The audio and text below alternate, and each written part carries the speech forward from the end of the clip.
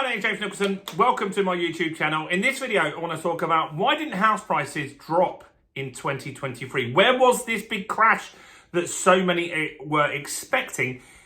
Is it going to happen in 2024? Well, we're going to cover that and more in this video. If you're new to this channel and you haven't subscribed already, what are you doing? We've got new content every single day on growing a property investment portfolio, as well as knowing what's going on in the market. So while you're here, smash subscribe and hit the bell notification. And while you're here, let's do the right thing and smash the like button, tickle the like button, do something with the like button. That really helps us with the YouTube algorithm. We had record views last month. Everyone that smashed or tickled or did something with that like button really helped towards that. So I really appreciate it. So it's been a very, very strange year. In fact, everyone, including myself, expected house prices to drop significantly or somewhat. I felt at the beginning of the year that house prices would drop around 8%. And that's what I was talking about in my content. And I just thought that logically, that's what would happen. Now, if you look back a year ago from where we are right now, things were very different in this country. Liz Truss was in charge. Kwasi was doing the mini budget, and it really went down horrendously. We had interest rates that we could borrow at 6.5%, and everything was looking terrible. Stock market wasn't great. The pound was crashing. There was no confidence in the government that we had. Inflation was still very high at that stage, and it really wasn't moving down at all. Now, through the next 12 months, we've had multiple interest rate rises. In fact, we had 14 in a row. We've just had 2 pauses in a row. And so house prices in 23 have been pretty much flat. We had some nationwide data the other day. And in that nationwide data, they said that on an annual basis, on a rolling 12-month basis, house prices were down 2%.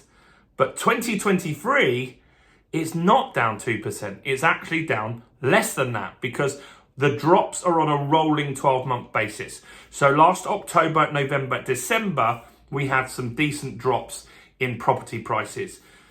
By the time 2023 ends, the December drop from last year will be gone. And so we'll be pretty much at a 1% or a flat market for the full 12 months, which is very interesting.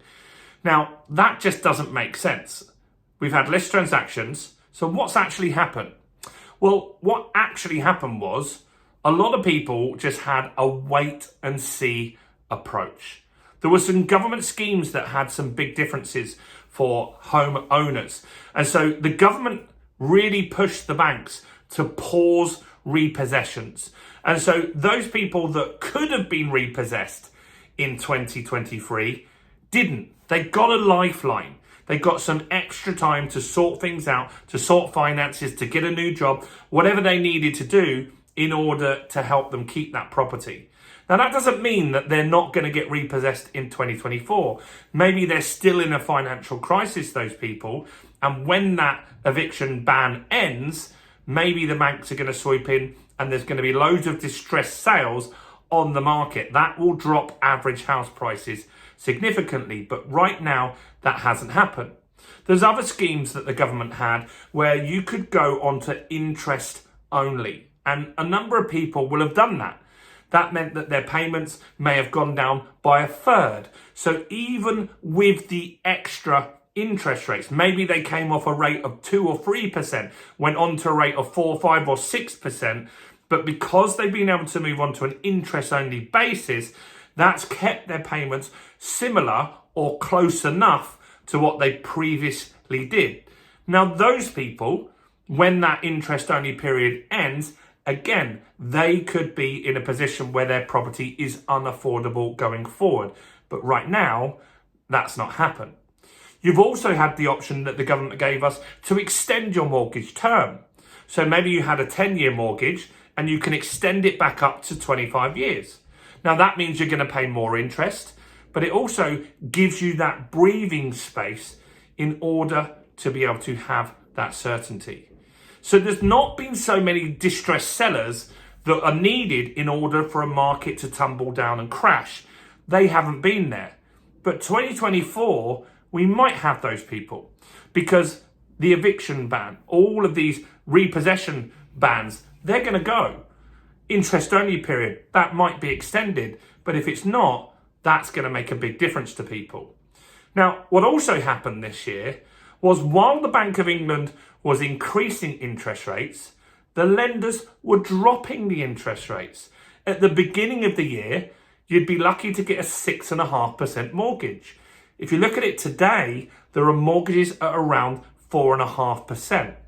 Now, a lot of people were stress tested at 5 or 6% by the lender. So while they might not be comfortable or enjoying paying a 5 or 6% rate, they were always, according to the bank stress test, going to be able to just about survive. And that's what people are doing. So they're going to be spending less money on holidays. They're going to be spending less on luxury items like restaurants and stuff like that. But the house is the bill that they will keep going. Now, car sales and these sort of things have been hit. So people are spending less on that and maybe prioritizing keeping their home in these uncertain times. Wages have increased. Now, I know when I say that, there's going to be comments in here that are going to say, not me, but on average, wages have started to outpace inflation now. And that is making a big difference for a lot of people as well. House prices, while they did come down, it's not a quick thing anyway. The house market is very slow. In order for a house price crash to happen, you need extra stock to come into the property market. That didn't happen. Now, is that happening now? Maybe. We used to have on average 14 properties for sale with each agent. We now have 30. But what's also happened in the last month, according to nationwide data, is more people are getting approved for mortgages than they have this year.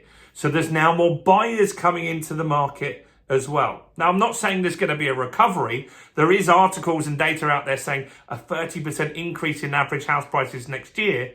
But what I am saying is there has been a little bit of luck that's played out this year for some people. The government non-repossession order, that's helped. Undoubtedly, that has helped thousands of people keep their houses. Those that don't know about the interest only, tell them. Like, I have some friends that have been having really tough times in the last year, and I've told them to go interest only, and that's made a massive difference for them. So where do I think house prices are going to go in 24? I think that we will have a pretty much flat market like we've had in 2023. I don't see the market accelerating downwards. I don't see it accelerating upwards like people say. I think what needs to happen is that we have a flat period of time. Maybe by the back end of next year, we might start seeing a few more drops in prices. And that's based off the fact that maybe the repossession ban is gone and those people are going to start struggling and that proceedings may start going ahead. But I don't know for sure. I don't have a crystal ball. 2023 didn't plan out like I thought it would. What do you think is keeping the property market up at the moment? Asking prices are down. Interest rates could go up. Inflation could go up again. And this could be a very different story this time next year. Let me know your thoughts and comments below. I'd love to know what you think. Do smash the like button, guys, and subscribe. And go and check out some more content on my channel, including what I think of the World Economic Forum right here.